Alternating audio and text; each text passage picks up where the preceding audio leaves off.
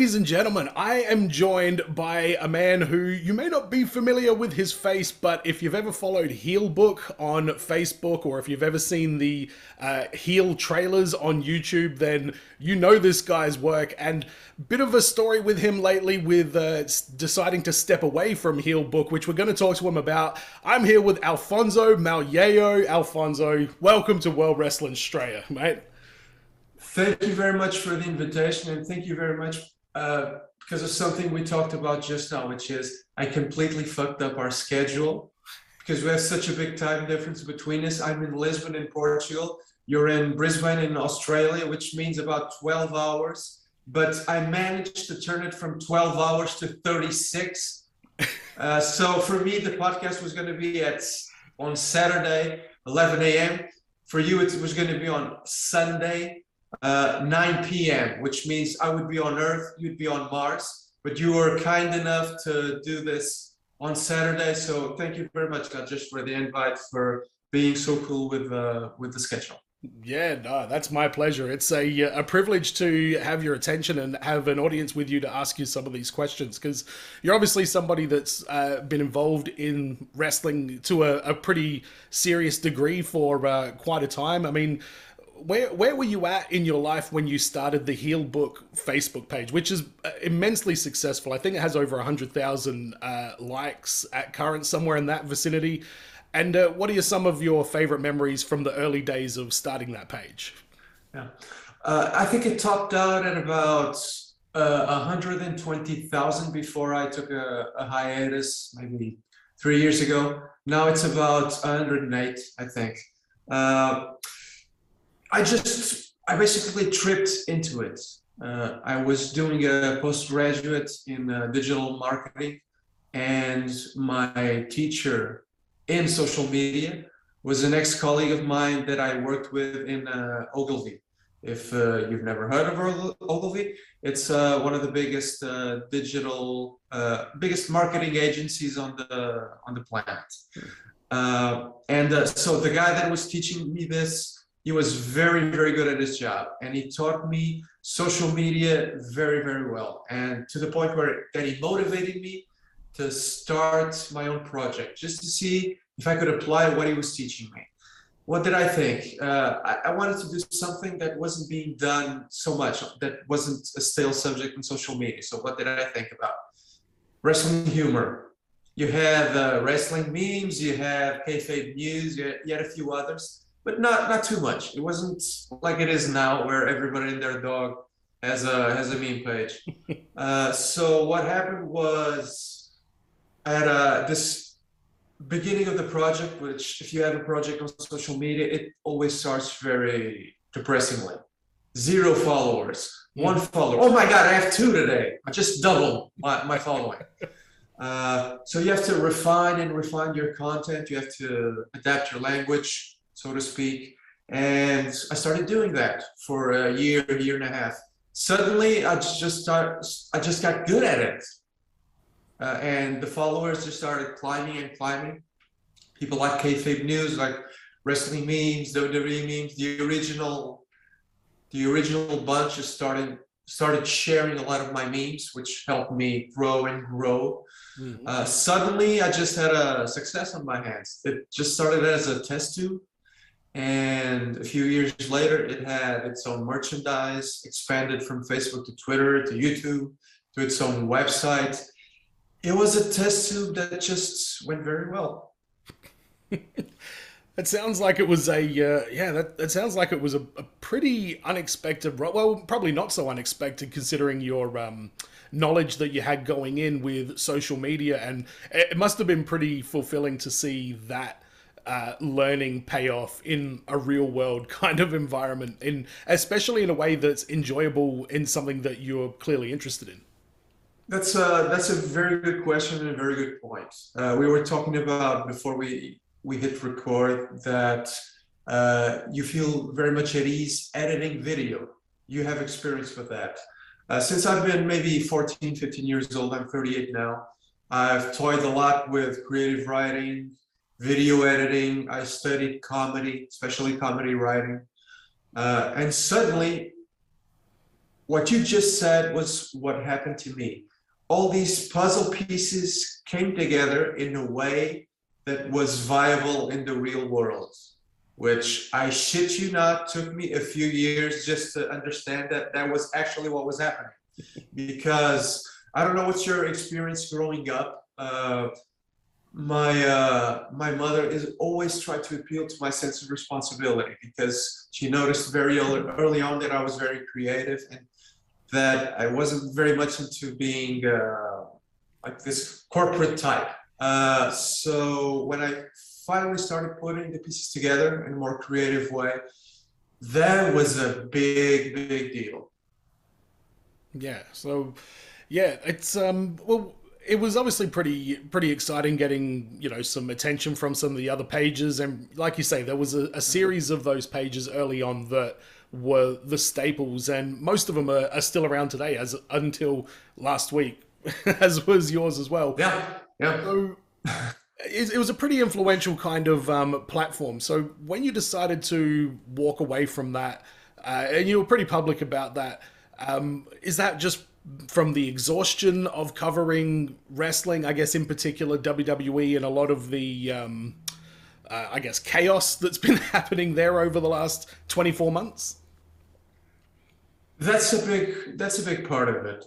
It's easier to talk about something every day when WWE makes it fun.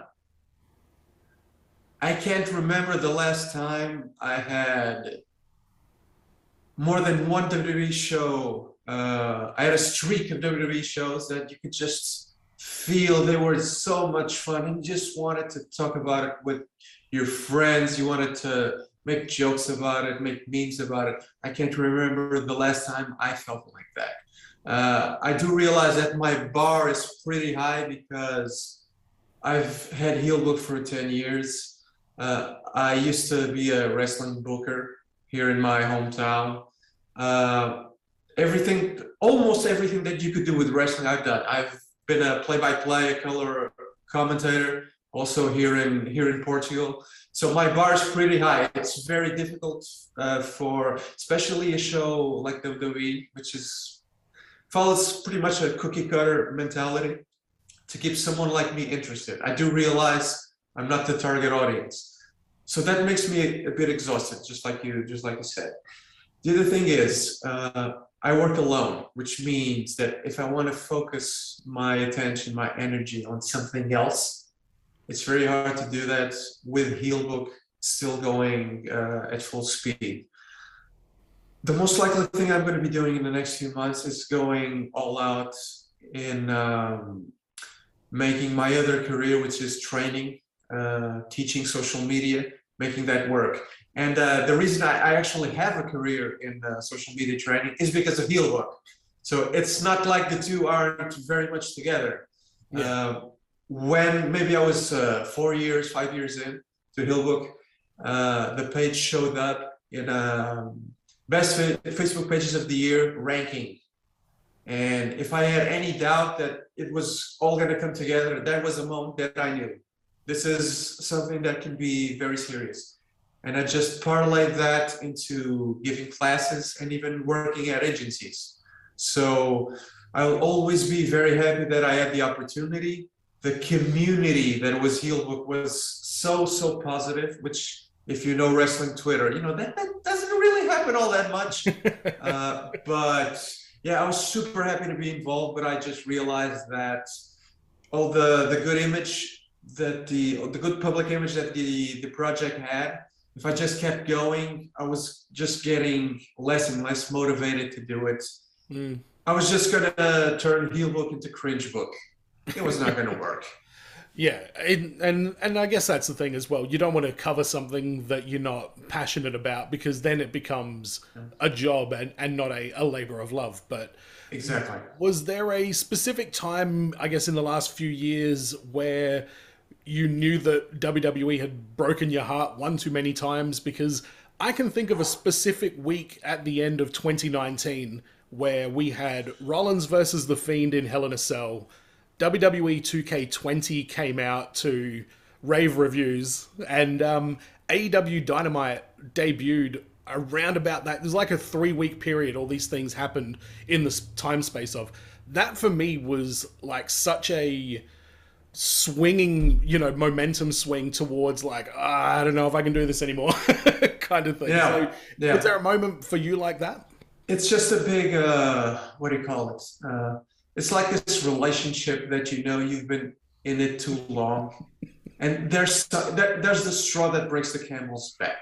The example that you gave, the ending of 2019 is a very good example. But I felt this way from very, very early on, because if you take a look at times like the Summer of Punk, Brian's big push, what I felt when I was watching, even back then, was you're already seeing a lot of crappy things on the show, but you have 1 or 2 big storylines that keep you watching.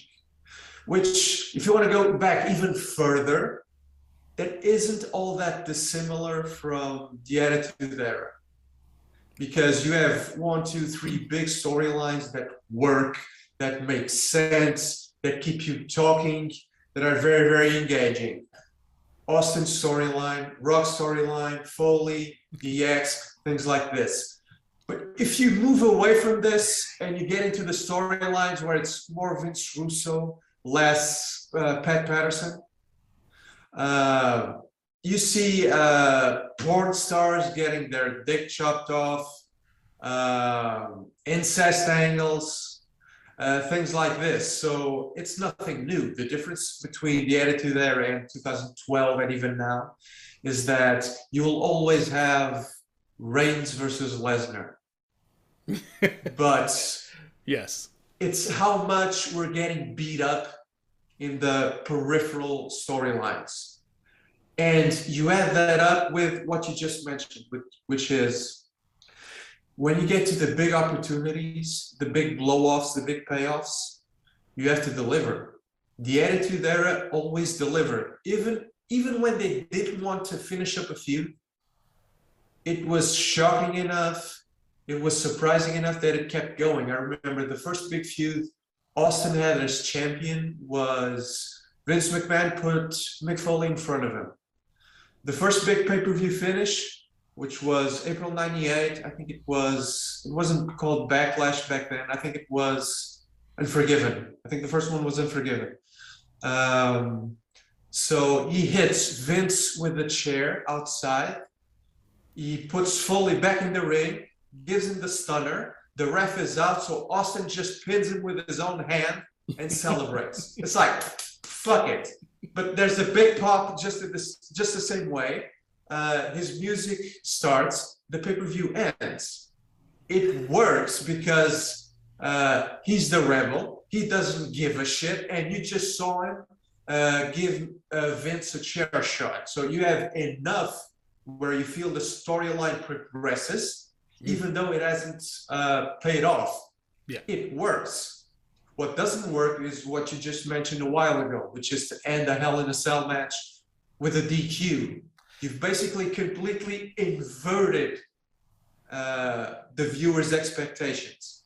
Hell in a Cell is supposed to give you not just a payoff, but a very violent payoff. It's supposed to be Shawn Michaels being hurled off the cell, Mick Foley doing the same thing. That's what's supposed to happen.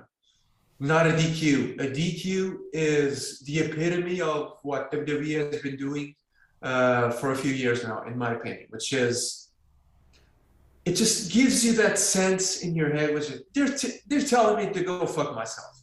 That's what's happening here, right? Yeah. This is just a big fuck you.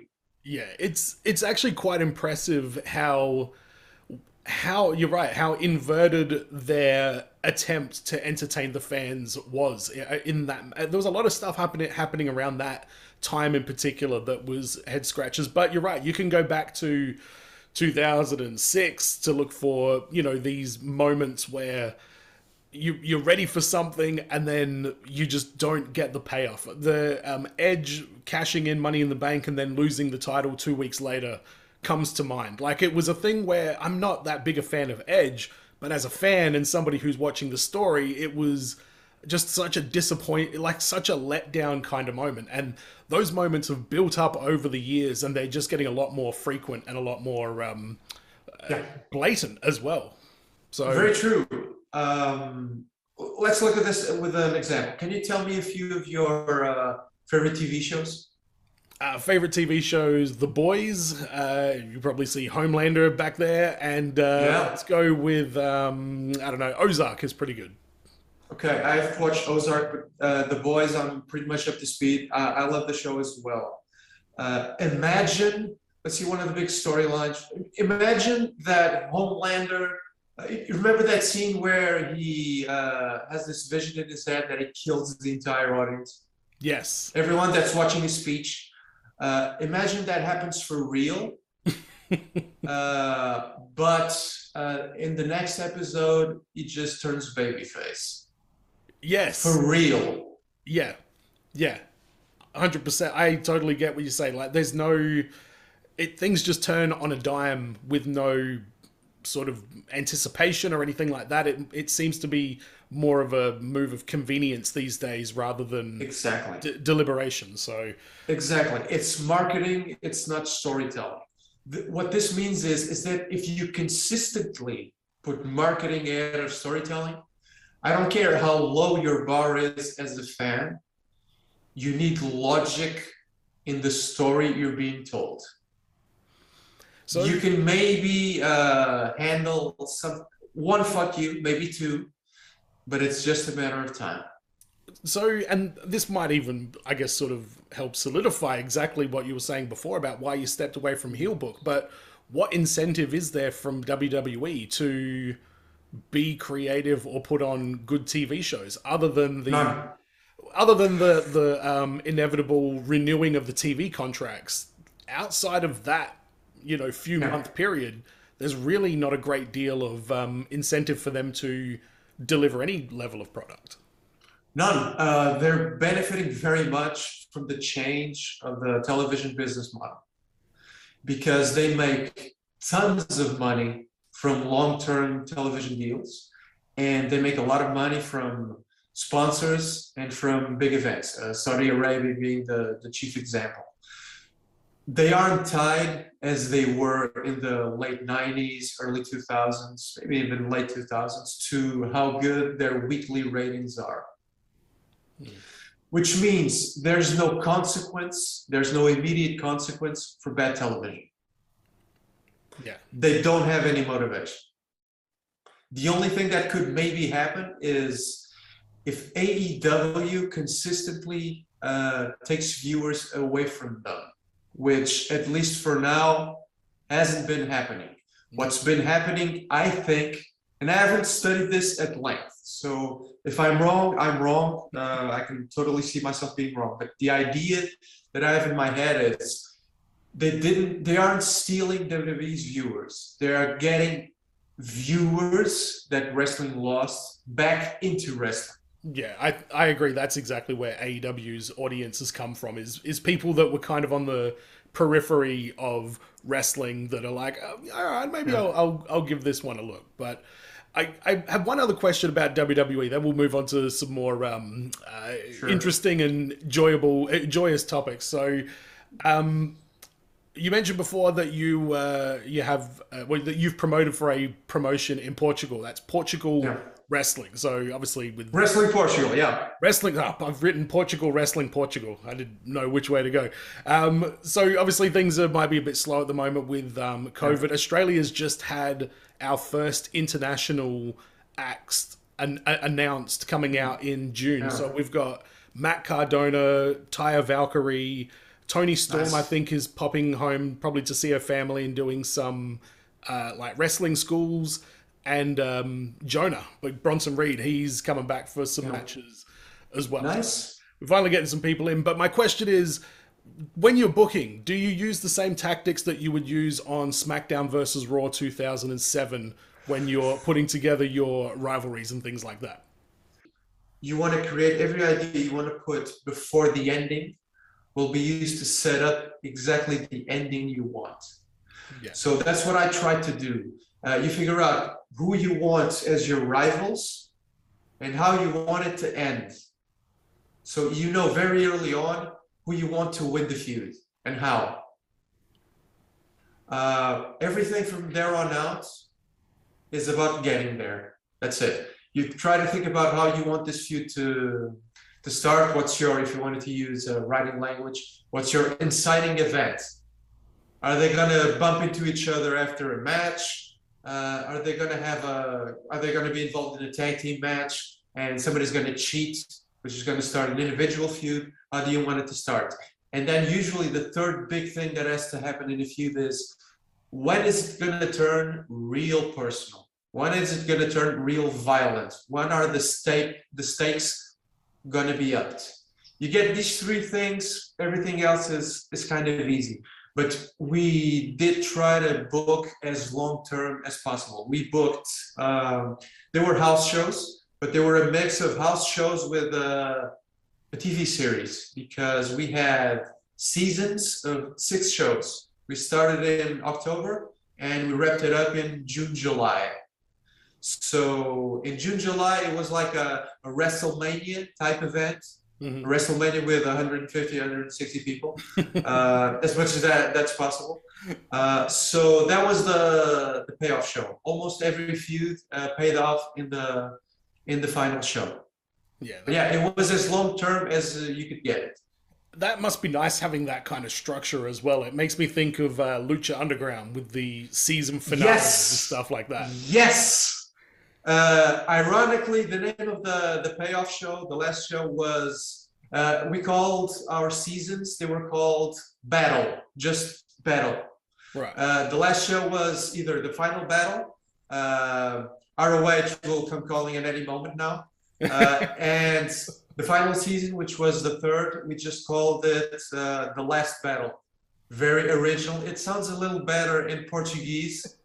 How would I say it in Portuguese? Because there's a different word for final and for last. We just say batalha final, and then we say última batalha. It's like ultimate, but with a different meaning. It's like the ultimate battle. Yeah, which actually sounds better. I should have led with that. Yeah, the ultimate battle. Ultima. Hang on. Ultima Lucha. Ultima Lucha. Exactly. Great. I plagiarized Lucha Underground without even knowing it. Great. Hey, I think we've all been there. So, all right. Well, I got a couple of. I've just written down here some fantasy questions. So this is some more just thinking outside the box, general wrestling creativity type questions. Yeah. So, if you could book any promotion from any year and have the keys to the castle in terms of creative freedom and everything else that comes along with it, what promotion would you choose, and who would be your world champion by the end of the year by Ultimo Battle? Okay, so tongue-in-cheek. The tongue-in-cheek answer is WWF 97, just so I could force Sean to put Brett over. No, motherfucker. Get in the ring and put Brett over. Of course, on his way to the ring, Sean would have a knee injury, a smile loss, head trauma. He'd be attacked by 15 Marines, which was actually just one. A million things would happen. But tongue-in-cheek, that would be my answer. I'm a big fan. I grew up on early to mid 90s WWF, so I like American late old school. I think that would be the best way to characterize it. So I would love to book an era where you'd have Brett and Austin at the same time. If not that, the Attitude Era would also be fun because there were no limits to what you could do. If that wouldn't work, I would love to do Lucha Underground, but it was one of those things that I was watching and I was thinking to myself, I can watch WWE and think, maybe they could do something different with this. Maybe this could have been done a little better, especially the first 2 seasons, which were the ones that I really, really watched with a lot of attention of Lucha Underground.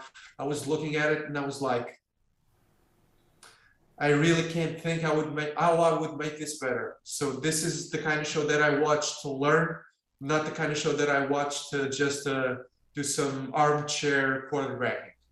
Well, it's funny you mentioned that because I actually have a Lucha Underground rewatch podcast on this YouTube channel called Back to the Temple, and each week, me and my co-host, we talk about if we could fantasy book anybody into the Lucha Underground world, who would we bring in and what would their story be? And I think the last one we had was Chris Jericho, and we decided he's going to be Moongoose McQueen, a washed-up old rocker who's, has to fight for his Grey Goose money. And the most recent episode that we recorded, the suggestion was Zeus. Like, what would Zeus be? And we just agreed that he just needs to be Debo. He just needs to come out on a push bike, Debo from Friday. You get the crowd tucking in their chains. They're all like, "Whoa, here comes Debo." Play the music. He just has to circle around the ring and he can go back out, and the fans will go home. Brilliant. So, Brilliant. There's a lot of meat on the bone for Lucha Underground. That's for sure.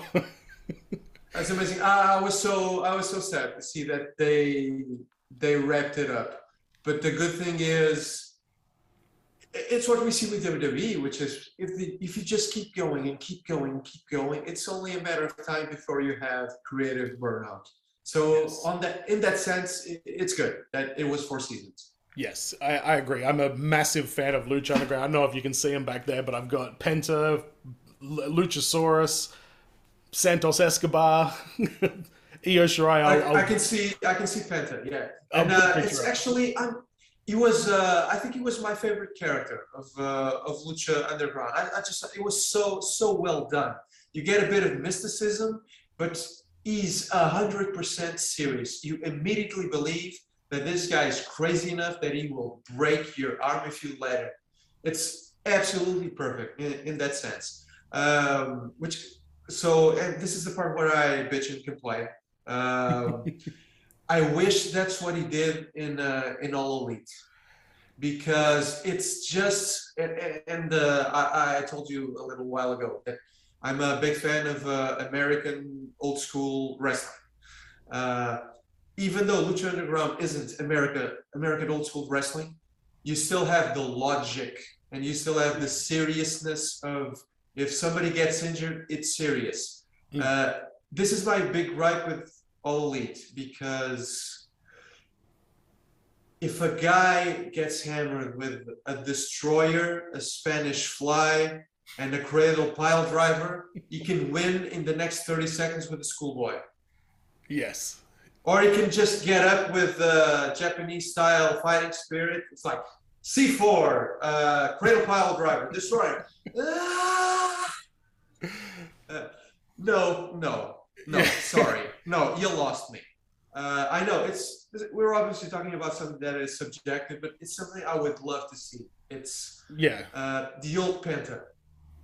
Yeah, I agree. When they announced that he'd been signed, my first thought was, well, there's your top heel. Like, well, that was easy. This guy's going to be a megastar, and I'm hoping that he's with Phoenix just to kind of get that out of his system. I'm hoping this is his Los Guerreros phase before Eddie breaks off and wins the world title, kind of thing. Like, but I've still been somewhat entertained. You're right, the AEW matches can be a little bit too goofy with some of the no selling here and there, but I'm just enjoying seeing him on a regular wrestling broadcast. Like, up until Lucha Underground, I'd never even heard of the guy, and now I think he's just the best. So I agree. And just to round out this circle,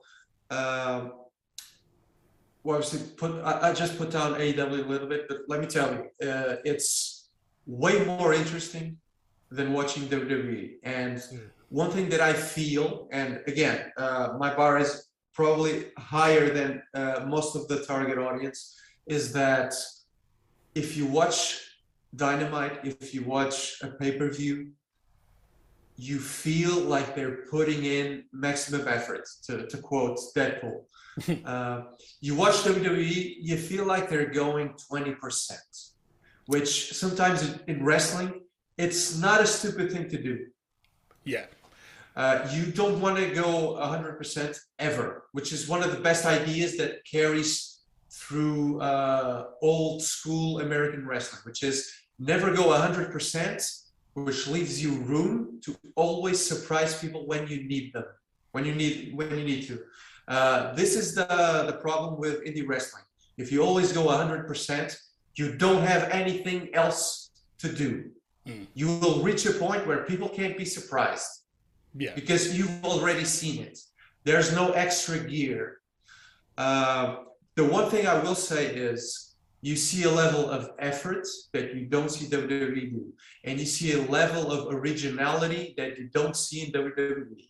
The fact that you give people like Punk, like MJF, like Daniel Bryan, like Jericho, like Moxley, you just give them the ball and you realize that they are artists at what they do, and they will figure out something a lot more creative than a booker to do, because they have the experience and they know their character a lot better than the booker will. And I've been through this experience myself, although in a much smaller scale. You get the most experienced guys, you get the most charismatic guys, and instead of booking their feud for them, you just sit with them and go, what do you guys want to do?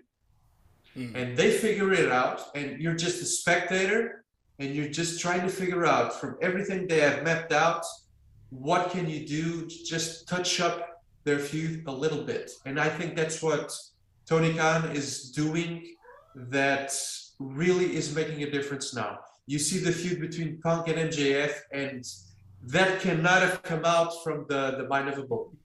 It's impossible. Tony Khan, it's one of those moments where as a booker, you just go, get the hell out of the way. The fact that you had a feud in 2022 that begins with MJF saying he was a big fan of Punk when he was growing up, that ends up with Punk coming to the ring with his Ring of Honor music. This is wrestling art. Yeah. You can't. This isn't wrestling marketing, it's wrestling art. This is the difference, and this is why I can still give All Elite a chance, because I will have to weed through the indie fuckery, which a lot of people like. I just don't. I don't like watching two lower card wrestlers trade. It's like I'm watching the Olympic Games. And I'm supposed to, at the end of the match, give somebody a 9.2 or a 7.5. I don't like watching Isaiah Cassidy and some other lower card wrestler trade holds for 12 or 13 minutes with the near falls you'd see Brett and Shawn Michaels exchange. It's not my kind of wrestling. But I know that somewhere in the show, I'm going to watch something that I haven't watched before. I just know it. Yeah. I agree with all of that. AEW definitely has my eye, especially with our my countryman one, Buddy Matthews, recently signing there, which I'm very, very happy to finally see. But I guess next question is, what is your over the course of your life, what is the pay-per-view or the match that you've watched the most number of times? For whatever reason it might be. What's the one you've just seen more than anything else? There are two matches, not quite a few, but let's focus. The match I've watched the most and is my absolute favorite is a really old one, at least for some people's standards. WrestleMania 10, Brett versus Owen. Yes. Why? I love openers. My two favorite matches are openers. The other one is One Night Stand. The first one, Jericho versus Lance. There are just everything I like in a wrestling match. Brett and Owen just had the perfect build-up. So when you get into the match, you know it's serious. You just want to see what the hell's going to happen, because they're two very technical wrestlers. But especially Owen, you know Owen's going to try to kill Brett in the match. With Brett, you had the question of, is he going to have the killer instinct, or is he going to just what's the word I'm looking for? My brain is wired for Portuguese, which is what I speak all day, so I'm not getting to the word. Or is he going to be just a little calmer in the match. He's not going to go full tilt.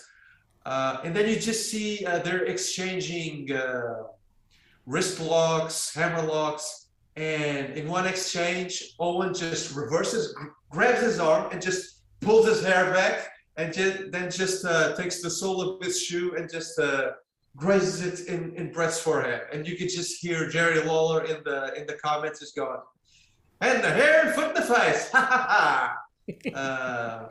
Things like this, and they just do a tie-up in the beginning, and no one's winning, and they just go wham, and they just separate, and no one just goes ah, and everyone boos, and Vince on commentary goes, "Oh, come on, is that some kind of victory? Come on!" And Lawler goes, "Yes, of course."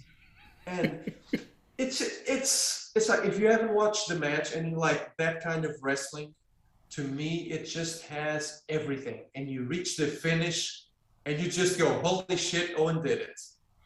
And he won. And he wins in the most traditional heart wrestling way, which is both guys are tremendously over because the match is just 50-50. And you just get this little millimeter where Owen is quicker. That tiny window of opportunity. Yeah, and it just works because Bret still has a world title match later, and you just go, did he just have the win knocked completely out of him because of this loss?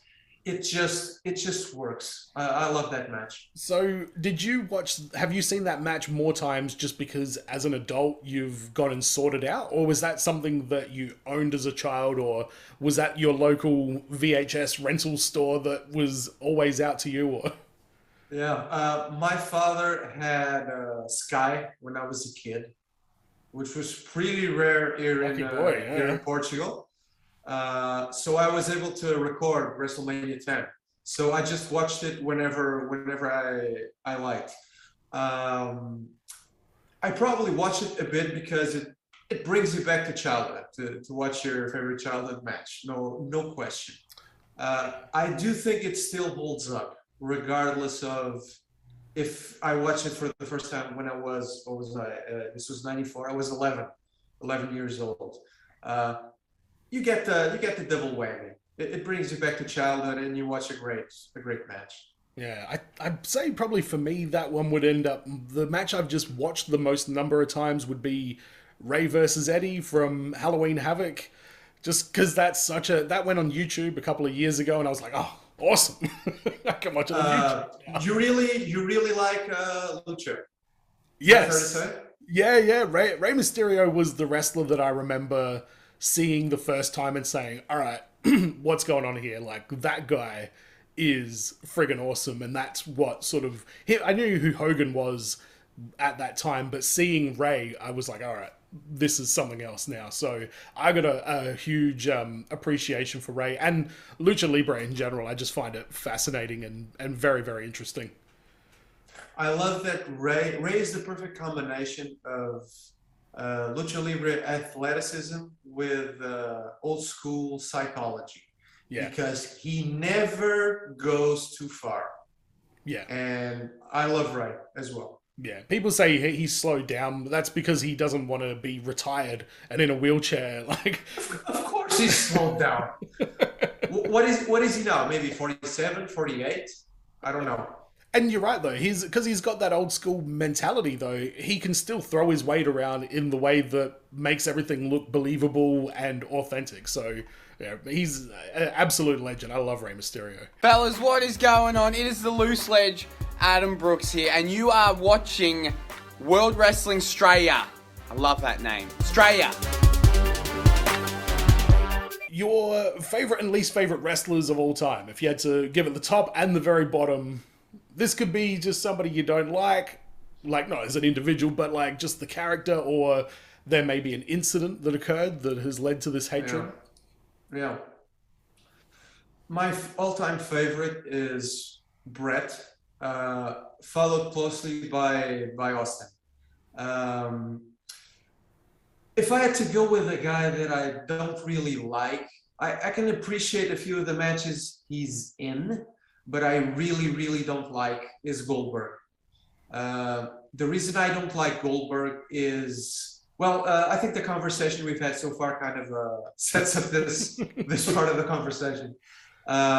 Especially being a booker, I can't imagine myself as a booker putting Goldberg in a wrestling ring, because, and I've had people in the wrestling academy we ran that are big, they don't know how strong they are, and they are dangerous in the ring. I can't see myself putting a guy like that in the ring. Okay. The risk is just too high. Yeah. Well, and just to sorry to interrupt, just to finish off this point. And oddly enough, you have a story where going into their match, Brett tells him, "Don't hurt me." And the rest of the story, you know. I think I'm starting to see the correlation between Brett being at the top and Goldberg being at the bottom of your list. So yeah, you could put the pieces together for sure. So, that said, if you watch, for example, I've watched Goldberg versus Ziggler more than once. Why? Because we were talking about, I like the normal psychology, but I also like when comedy is a part of wrestling. And this has both. It's a very serious match, and it's a funny match at the same time. It's one of those matches where you can fit the Goldberg piece into the normal puzzle of a normal wrestling match. Yeah. But the problem with Goldberg is how much can you really do with him? Past the 3-minute mark, how much can you do? Well, you can take the fight to the outside. You can break a few of the security barriers, maybe grab a foreign object, get you to 6 and 7 minutes. Then what? Then what do? You do nothing. The only WWE match I remember Goldberg having that was a decent length was versus Chris Jericho at Bad Blood in 2003. And to say Jericho carried him in that match is probably an understatement as well. Yes. But that was the one Goldberg match where I was like, okay, this wasn't just a whole bunch of like kicking and punching and laying down and rolling out and, just that kind of smoke and mirrors, I guess. It was actually a cognitive story that was being told. So he's got it in him if he's in the ring with Chris Jericho. Yeah, I totally agree. You can put Daniel Bryan, anyone you put Daniel Bryan in the ring with, Bryan Danielson, anybody you put him in the ring with, it's going to be a great match. That doesn't speak to your quality as a wrestler. Exactly. I just couldn't bring myself to even put him in the ring, I think. Or I would put him once or twice and not give him any kind of push. I just don't get it. You put a microphone in front of his face, it's just like a match. It has to be 20 seconds or he's going to be exposed. Yeah. I just don't see it. That said, I'm a fan of when you see him against Ziggler, that match he had with Brock, which was 2 minutes. They are very good examples of good wrestling storytelling, but they should be things that you do with guys that have his size, his presentation, but can also do the other things. You shouldn't do these things to protect someone. You should do these things to push someone to the next level. A good example to contrast with Goldberg would be, and he's still a little improving, but just to throw this out there, is Wardlow. More complete as a big guy. You put a microphone in his face, he will deal with it better than Goldberg. You see, he's not just more athletic, he is also a little better with the psychology, which means he won't be as exposed when you ask more of him. Well, plus he's being protected as well by AEW. They've put him in a very beneficial spot as MJF's heavy, rather than if he was the AEW champion for the last year and a half, then it would be apples and apples, him and Goldberg. Oh yeah, he'd be screwed. He might be screwed. That's the big question with guys like him, and I'm very curious to see where he goes from here, because he's clearly on the path to within maybe year and a half, 2 years, he'll probably hit the peak of his push to get a title shot. Actually, a friend of mine, he's actually the Portuguese national champion. He also writes for a website. I was telling him, oh, now MJF is going to be away for a week or two, and he's gonna ruin Wardlow's title shot. But then he just says to me, because he's watching wrestling 24/7 on and off, so he's got his eye on everything. He just said, no. Wardlow wins the title, and MJF orders him to give him the title. So full $1 million man, Andre the Giant. I'm going, I can see Tony Khan. I can see Tony Khan doing that as well, because he loves his 80s wrestling and the old retro storylines and stuff too. Yeah. And the only thing we talked about, and he's also very smart when it comes to booking and having ideas. The only other scenario we talked about was Eddie Kingston. I think everyone's waiting for that moment where Eddie is champion, because his whole story that we've been telling since he's been into AEW is he can't win the big one. He's his own worst enemy. But slowly but surely, you see he's going up a step or two, and a step or two, and a step or two. So gradually you get this question in your head, is he ever going to be champion? The other big way that I see MJF getting a lot of heat is Eddie wins the title, but he loses it the next night or the same night to MJF. Because that's how you get both guys really, really over. Yes, yeah, I would love to see that. Anything where they really, turn the heat up with MJF is quality TV, and I've really been enjoying this feud with CM Punk and the impending Wardlow implosion as well. So before we get into the last question, which is a little bit of a word association sort of thing, out of curiosity, I'm guessing you've probably tapped out on NXT now, but when did you sort of move on from NXT? What was because there are definitely some milestones that I think NXT fans started to waver. Yeah. I really, really enjoyed NXT. My gripe with NXT was what we were talking about with All Elite, which is the matches are just too long. I'm watching matches that are you can see that the storytelling is there, the psychology is there, but this thing should have had 10 minutes off the top. This shouldn't be 25. This should be 15. Feuds like Ciampa versus Gargano, things along these lines. You're just going too overboard.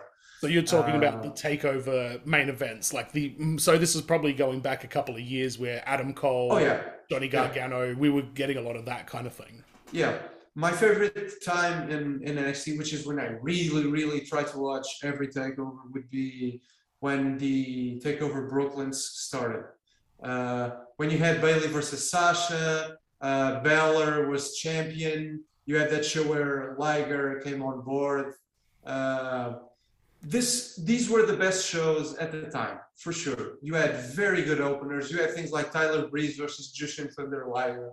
You have your guy. You have the Vaudevillains versus what were they called? The Lucha Brothers. But the team. Blake and Murphy.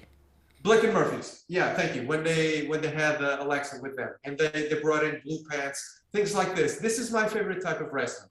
You have the psychology. It looks serious. It feels serious, but it's loose. You can have a little comedy here and there. It's fun. Exactly. You're having fun, but without feeling that it's less serious. It never lacked credibility, because you reach the main event and you got Drew McIntyre. You have Samoa Joe, and shit's gonna go down. Yeah, you have Bayley. Yeah, and you have Bayley doing a belly to belly from the top rope. Things like actually it was a destroyer. I'm not remembering this right, but it was the belly to belly. Yeah. Yeah, and thankfully Sasha didn't die, which is something she's been trying to do for 10 years. But it was just that's so much fun. you're talking about the reverse Frankensteiner. That's where Reverse Sasha News Frankenstein. died, yeah. Yes, thank you. Yeah. Yes, and I'm just everyone's just, and this is one of the things that I always had as booker, which is I was the booker, but I was also the MC. I was also the ring announcer. So I'm always there watching the show. I'm putting on the entrance music and like that. So I'm watching with the crowd, and the crowd is just going oh for the big spots. And I'm going oh. So I'm always stressed, because the only thing I want is for the guys and gals to reach the end of the match in one piece. Right. And I'm watching those moments, like we had one yesterday. One of my friends sent me the Ridge Holland Big E spot, and my immediate answer was, "It's a nothing match, and you're doing a belly to belly on the outside. Why?" Yeah. I don't get it. I don't know why we turned the conversation into this. Because they have 104. There it is. It's because they have 104 hours of SmackDown a year to fill, so they need to do this. I totally agree with you, but just do this simple test. If you take that move out of the match, does the match lose anything? No, not at all. Save it for when it matters. You want to kill yourself? Save it. Save it for WrestleMania. Throw yourself off a ladder if you must. That's right. Just if you're going to save it for WrestleMania, don't Brock it up and do a shooting star press onto you, because that's exactly what you're talking about. That's exactly what Brock was doing that night. The old story is that in OVW or wherever it was at the time, they saw that he could do a shooting star press, and they're like, never do that. Oh, no, it was a dark match. He did a shooting star press, and they're like, do not do that ever again until WrestleMania. Then you can do it. Yes, that's how you manage the psychology of your match. If you never go 100%, that means that once a year, twice a year, you can pull out something that not only no one will expect, but they'll have the maximum kind of response to it. Yeah. This is the one thing AEW is, shall we say, working themselves into a shoot. Because if they are always going all out and all out and all out, where's this going to end? It's the old Cornette phrase, which is 20, 30 years ago, you did nothing and people believed you were dead. Right now, you can kill yourself and everyone thinks it's fake. Yeah, exactly, yeah. Well, the last question I had for you was a bit of word association with the current crop of Aussies that are in the industry. So some of these might have come along a bit too recently for you, but we'll go through the names anyway. We'll see. Yeah. Just drop a couple of words, just your initial kind of thoughts on these people here. So starting with my hometown hero, Rhea Ripley. Love her.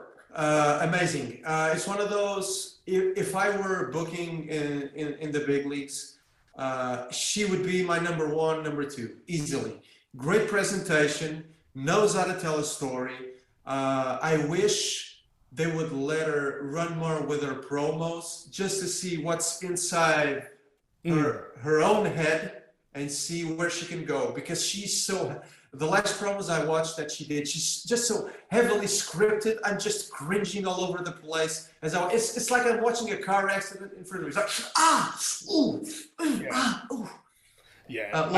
Love her. I agree, and yeah, she's an absolute beast. How about Toni Storm? She needs to. She's actually. But I don't know if she's best friends, but she's a good friend to one of my best wrestling friends, Killer Kelly. They've been friends for a long time, which got me into watching Toni Storm. I think Toni needs to she needs a real test. She needs somebody that will give her the ball to see where she's at. Because if you take a look at her indie work, everything that I've seen, and I grant you, a lot of people have watched a lot more Toni Storm than I have. Everything I've watched, she passes the test. Yeah, she's fantastic. Her physicality is amazing to watch.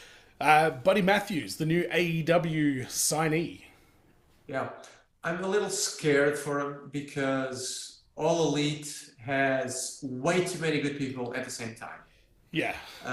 And you see, let me check for a good example. Andrade. Mm. What's he going to do there? Because it doesn't matter how skilled he is. He has guys with just the same amount of skill that can do way better promos, that have way better facial expressions, that can tell way better stories on the microphone than he can. What's he going to do? It's not that he's the wrong fit for AEW. It's that there are guys that any booker worth his salt are going to push before they push him. My fear with Buddy Matthews is the exact same. He's going to go through his motions with the House of Black storyline, which in itself tells you a little bit. Malachi Black has everything to be a big singles heel in AEW, but they put him with a stable. Why? There's no room. Yeah, I do look forward to a babyface Buddy Matthews heel Aleister Black program, if that's where they're headed with this, because I think he's got the ability to be a great babyface. In fact, I was at the Super Showdown in 2018 when he won the Cruiserweight title from Cedric Alexander, and I mean, obviously it's the MCG, it's the Melbourne Cricket Ground, it was his hometown, but it was an absolute eruption of noise when the referee hit the 3. That's the kind of wrestling moment you want to be there for. Yes. I imagine you must have loved that. That sounds amazing. It was the Iconics got a win that night as well. Actually, all the hometown people got wins, which you usually don't get. So I was pretty happy to see that. In fact, speaking of the Iconics, Jessica McKay and Cassie Lee, what are your thoughts of the two of them? I haven't watched enough of their work to really get into it. Unless, of course, I'm misplacing their names. You're excited me! Billy Kay and Peyton Royce. Oh, shit. This was the feeling inside my head. You were telling me their names. I hope they aren't the Iconics because it is I haven't kept track of their names. Yeah, sorry. They are the inspiration in Impact these days. Yeah. Thank you for bringing me along. For giving me your hand. Just go, okay, come this way. Love them. It's amazing because it's one of those situations where you just go, I can't believe WWE broke them up. But then you realize that it was their own idea. Yes. I would have there are a few. Yeah, exactly. You just say no. But WWE is just it's one of those things with these big promotions. Sometimes they're fans of breaking teams up for what reason, I can't tell you. There are a few instances in wrestling history where it's the performer that doesn't want to get the big push, which I don't know what to tell you. Another good example, let's go old school with this, is Sid Justice. Not Psycho Sid Justice. Do you remember like 91, 92 Sid? Yep. He was supposed to be the next Hulk Hogan. Yeah. And Vince told him, you're going to be the next Hulk Hogan. You know what he said? Oh, Vince, but I want to be a big vicious heel. What? But you can be the next Hulk Hogan. Oh. Nah, not for me. Not for me, brother. It doesn't work for me, brother. I'll be a heel, thanks. Yeah, I wish they kept them together because they are just magic. If they showed up in front of me and did that promo, I think it was after they were eliminated from the Rumble, which is just a backstage interview after they come back from being eliminated. Those 5 brilliant minutes. After you watch that, the only conclusion you can come from that is that has to be on TV every week. Yeah, exactly. It's not hard. The Iconics' best work was through like YouTube exclusives and WWE.com exclusives, and it was all just unbelievable. Especially Billie Kay. I have to specifically point her out. Her mic skills of all the Australians that have gone overseas and competed in the States. very few of them retain their Aussiness, is what I say. Billie Kay is an example of somebody who kept every shred of their Aussiness and just amplified that. And you can tell she's got such a unique character. So I absolutely love the Iconics or the Inspiration. But very true. I don't think I can't remember, at least in the big leagues, anyone that retained their Aussiness. The only thing I can remember quickly in my mind, the maximum preserved level of Aussiness is Nathan Jones going, "I'm Nathan Jones, g'day." Okay, great. That was a pretty solid Aussie accent as well, and that's not an easy one to do. So I respect that. The only thing I've done consistently since H2 is watch movies and television. So what can I tell you? Well, speaking of wrestlers that are in Impact that you probably weren't aware was in Impact, how about Jonah, aka Bronson Reed? I like him. He's one of those guys that I would like to see him next to getting a Wardlow type push. Yes. Because it's like we were talking about Tony and Buddy Murphy, Buddy Matthews. They need big tests. They weren't going to get those big tests in WWE. Impact is the perfect place because they have room to grow, which is something that All Elite it's pretty much closed down at this point. Impact is perfect for that. Maybe Ring of Honor now, maybe they'll get revamped and something will open up there. We have no idea what's going to happen with ROH at this point. But yeah, I think he has his head on his shoulders in terms of knowing how to tell a story.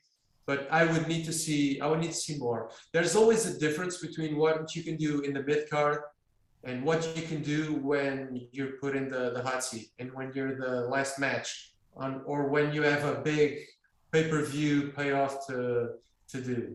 That's what I would like to see for these guys. So we have this big common denominator, which is what do you do when it's your time to get to the top? The one I'm most curious about from all the ones we've talked about is Toni. Yeah, absolutely. She hasn't indicated where she's potentially headed yet. So I think she's probably taken a bit of time off, just got married, I think, as well. But how about Indi Hartwell? And if you know Persia Pirotta, her current tag team partner, personally, I absolutely friggin' love Indi Hartwell. That Dexter Lumis feud was just, quality TV in my opinion. I feel sorry that I didn't watch more because everything that I watched from that is exactly what you want from NXT. Persia, I haven't seen enough. I've seen very, very little. I've seen GIFs, very, very short videos on Twitter. That's it. So I can't really comment. She's a powerhouse. Yeah, you can tell that just by looking at her. Indi, I really like because she's exactly the kind of performer I like because she can deliver enough in the ring. She can deliver enough in her promos to the point where you think you can give her the ball and she'll run with it. She would be the kind of performer I would love to have on a roster because she can do a bit of everything. That's my favorite kind of performer. If you ask me between a top-notch athlete like Andrade and someone like Indi Hartwell every day. Interesting. Well, Charlotte Flair will not be coming to your indie show then, I guess. Fuck no. There's a bit of a thing. Okay, that's the quick reaction. No, but if you think about it. She brings other things to the table. If you put Charlotte Flair in the poster, that's automatic license to print money. Yeah. So you have to take that into account. All the problems start from there because you can tell even if she's in the ring with Becky Lynch, she's gonna find a moment to have her tantrum. And if that's something that someone does on a show I've booked. Let me tell you something. I'm the MC. I'm watching the segment as it happens, if that happens in the ring. You will never know it if you looked at my face. But as soon as I go through the curtain, you will know I don't get mad with the performers because in 99% of the cases, that's not constructive. But I will be incensed, even if I don't let you know, my face will be red. If you do something like that in a show I'm booking, and granted, I work in the Bush League, so it's very brave of me to just be, if Charlotte Flair was in the show, yeah, never gonna happen. But go ahead, tell us that very fun story for the podcast. She would probably do that once, get a warning, and if she did that twice, I don't see how that's any good, because if somebody does that once, they get a warning, and they do that a second time, the problem for the booker won't be the performer. It will be everyone else on the roster, because you'll be giving, you'll be passing along the message that you can do that consequence free. Yeah. That's the part I just can't get my head around it. How do you do that sort of thing and still get the kind of push she's getting? The only excuse I can see is, and I've dealt with that kind of situation in the past, which is, this person is in a big time feud like she is with Ronda, so you just let the feud run its course. She's gonna lose at Mania. Mm-hmm. So Ronda can then put over Becky the following year if no one gets injured. So she's gonna put Ronda over. Then what? Is she gonna get some kind of consequence? Probably not. Probably not. Yeah, but in an ideal world, what you do after this kind of feud is you're gonna get some work ethic pummeled into you. You see this up-and-comer, you see this Indi Hartwell of the world, you're going to be with her for 2 or 3 months, put her over. Yeah. Yeah, it's we've seen a bit of that as well, and across, I feel like in the last couple of years we've seen a lot more like in-ring moments that were on TV and broadcast. I mean, Evilise comes to mind as well. The whole situation with Charlotte and Nia, Charlotte and Becky. It's you're right though. It's not setting a great precedent for the rest of the locker room. That hey, if you get big enough, you can be a complete diva, for lack of a better term. Yeah, Charlotte is very protective because. The only person you can probably put above her in terms of box office appeal is Becky. She'll probably be tied with Sasha. Yeah, but Ronda is a bit of an interesting case. I totally agree. You're totally right. I was leaving Ronda out. The thing is with Ronda is she's in, she's out, she's in, she's out. She's not dependable. She's not a member of the roster. She's I hate this word, but here we go. Special attraction. Evilise. It's very easy to make an example out of her. Oh, you want to get creative in the ring? You want to be a douche? You're not on the next show. That's it. It's like Austin Aries. You can afford to lose Austin Aries. Yeah. It's different to lose Charlotte Flair, because as much as Vince McMahon wants to say, fuck her, he knows she's going to be on AEW the following week or in 90 days. Yeah. So he knows he probably prefers to have her on the roster than to give AEW the win. Yeah, I agree with that. Well, the last name I have on the list, there's a couple of others, but they're very, very recent. So I won't ask about Duke Hudson. This is going to go wrong. Let's go. Well, talk about Tenille Dashwood, because she was the first. Not the first Aussie. Obviously, we had Nathan Jones and we had Outback Jack back in the 80s. But in terms of like Aussies that came in and really seemed to have storylines and have character and have a bit of a career in WWE, she was by all means the first. Yeah, I think she got a little passed over with Sasha Bailey, with shall we call them the Golden Generation? Sure. I think she just got passed over. She isn't. She doesn't have the same combination of skills that Sasha Bailey, Becky have, which means she was always going to be a step below. If you put that together with that phase that she had, that Her behavior just wasn't up to par. It was just inevitable that, at least for a moment in time, she was not going to get her due. That said, she definitely has the talent to make another run for it. What I can tell you is how many bridges she burned. I don't know her situation well enough to tell you, but I think that if you put her in Impact, she definitely has room to grow there. If you put her in AEW, I'll risk saying that talent-wise, I don't know, behavior-wise, attitude-wise, but talent-wise, she would probably be neck and neck with Britt Baker, because Britt will probably be better at promos, but in the ring, she just isn't. She's that 90s star that will be very good at promos, but you gotta be careful with what you do in the ring. Well, Tenille Dashwood is in Impact now, and she's actually been there for a long time, well, for a few years, but she's been used very sparingly, it seems. Like, she'll go a month or even up to a couple of months where she clearly didn't make the tapings and her character kind of... So she hasn't been like a focal point of the show, but social media wise, it seems like she's trying to go down the social media influencer kind of path instead. A lot of her social media posts are kind of pointless, I guess. Like, it's just a picture of her looking amazing, but that's literally all it is. You're like, okay, you're sitting in front of a pool drinking a glass of champagne. Yeah, I'm very, very cynical about that.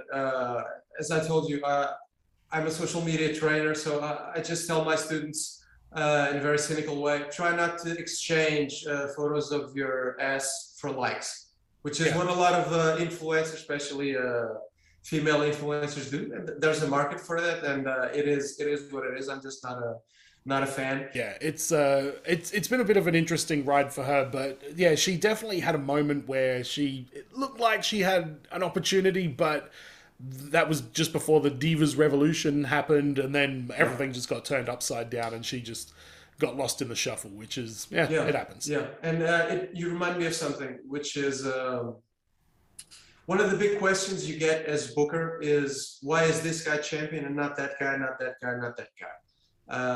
You always have more than one person. If you're doing things right, you always have more than one person that can be champion, and AEW is a great example of that. You have Hangman now, but you could easily have, if we were talking about Eddie Kingston, if he's champion tomorrow or after a well-built-up plan, it works. Who else? MJF is going to be champion. It's just a matter of time. Penta. Penta. I think Penta needs a little more time, but I would love to see it. You just have to put him gradually in that position and build it up. Punk, Bryan would work because they've been there before. They're just it's just a very easy fit. Darby Allin as well. Darby is a funny one for me because even though I don't want to be that guy, I am going to be that guy. There's a size issue. Really? Okay. Because even with Ray, and you can't really. Ray is easily on my top 10 best wrestlers of all time. But if you want to talk about the old school storytelling mentality of wrestling, how much time can a guy that's 5'7" hold a world heavyweight title? And I'm a big UFC guy as well. This would be like having the heavyweight champion fighting the featherweight champion. The featherweight champion is a very, speaking of people from Oceania, Alexander Volkanovski. He is the most skilled fighter in his weight class. Do you want to put him against, I don't know if you know MMA, UFC, do you want to put him against Francis Ngannou, Stipe Miocic, John Jones? Do you want to see that movie in front of your face? Probably not. It's not going to work. It's not a talent issue. It's a weight issue. So it's not a question of how do you look. It's a question of realism. I think it would work if they are short runs, like Ray had. Not short as in I just won the title and now Cena comes out an hour after that. That's a fuck you moment for you. Yeah, that was another one of those moments. Yeah. Yeah, exactly. There we are thinking that Ray's gonna get his moment for a while, and no, Vince is still backstage. But why are we talking about this? You can have a lot of players that are ready to be champion, but sometimes it's a moment in time where there's one person that is just slightly ahead, and it just makes a little more sense to go with this person instead of that person. And Tenille Dashwood had that moment in time where she could have grabbed the brass ring, and it was the exact moment where in her head she just wasn't right. She will probably have to keep working and keep scratching and clawing until another moment in time shows up. Yeah, absolutely. And she's still getting around. She's in a group called The Influence now, and she has a manservant named Caleb with a K. Let's not forget the K. So I remember him. What's his second name? I can't remember. I used to call his matches Caleb Connolly. I think so, yeah. He's just Caleb with a K now, and he's got like his hair all zhushed up, and he comes out with the phone and everything. It's definitely a gimmick group, but I am enjoying it when I do get the chance to see her performing. But that's gonna wrap it up. I just want to say thank you to Afonso Malheiro, the creator of Heelbook. I'm not sure, what do we call you now? The widow of Heelbook? Is that what you are? The unemployed waste of space. Unemployed waste of space, Afonso Malheiro. Where can people find you on social media if they do want to follow along with what you're up to? Yeah, right now I just have a personal profile where I post absolutely nothing. I think my next thing is going to be just social media training, but that's a few months away. So if you're interested in professional content, just search for my name, which is going to be in the show info in the post text. Just search for my name on LinkedIn. Awesome. Thank you so much. What a useless plug for a wrestling show. There you go. You're welcome. That's fine. And of course, if you want to follow me, you can find me at FWCIE on Twitter or FWCIETC on Instagram. Afonso, thank you again for your time, and looking forward to doing this again sometime. Thank you very much. What a great interview, great questions, and thank you again for your time. I loved it. I had a lot of fun being here with you. Thank you. In the end of a magical run for Chad Gable, Baron Corbin is your king of the ring. Oh, he's a king now. Well, the king. Oh, okay. King.